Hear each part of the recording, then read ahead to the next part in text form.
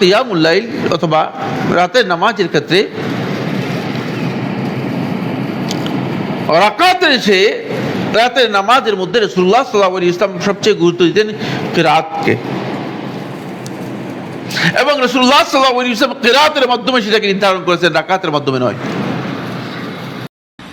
আর আমরা এখন কিরাতের মাধ্যমে নির্ধারণ করি নাই, আমরা রাকাতের মাধ্যমে নির্ধারণ করেছি।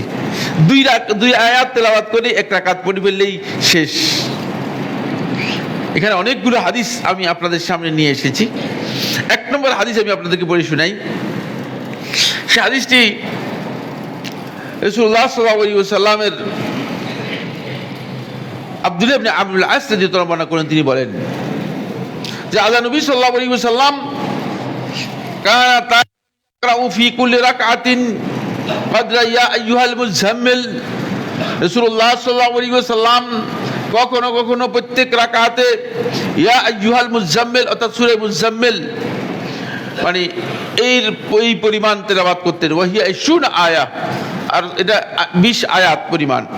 ওয়া তারাতান কদরা 50 আয়া, কখনো কখনো তিনি তেলাওয়াত করতেন 50 আয়াত পরিমাণ। ওয়া কানা ইয়াকুল, আর রাসূলুল্লাহ সাল্লাল্লাহু আলাইহি ওয়াসাল্লাম আমাদেরকে এই হাদিস দিয়েছেন, এই দিক নির্দেশনা দিয়েছেন, মান কামা বি 80 আয়াতিন, যে ব্যক্তি অন্তত পক্ষে 10 আয়াতের মাধ্যমে কিয়াম করবে, অর্থাৎ 10 আয়াত সে ব্যক্তি ওই সালাতের মধ্যে কিয়ামুল লাইলের মধ্যে অথবা কিয়ামে রমাদানের মধ্যে তেলাওয়াত করবে, লাম ইউকতাব মিনাল গাফিলিন, তার নাম গাফিলদের মধ্যে লেখা হবে না। এর অর্থ কি? এর অর্থ হচ্ছে যদি 10-এর কম হয় কি হবে? হ্যাঁ, গাফেলদের মধ্যে নাম চলে যাবে। তো এখন তো বেশিরভাগ আমরা 10-এর কমই দেখতেছি, আমি জানি না। ওমান কামা বিমিয়াতি আয়া, আর যে ব্যক্তি 100 আয়াত করবে, কুতিবা মিনাল কানিতিন, তার নাম লেখা হবে কুতিবা মিনাল কানিতিন, কানিতিনদের মধ্যে লেখা হবে। কানিতিন হচ্ছে যারা দীর্ঘ সময় আল্লাহর জন্য দাঁড়িয়ে থাকে, তাদের মধ্যে লেখা হবে।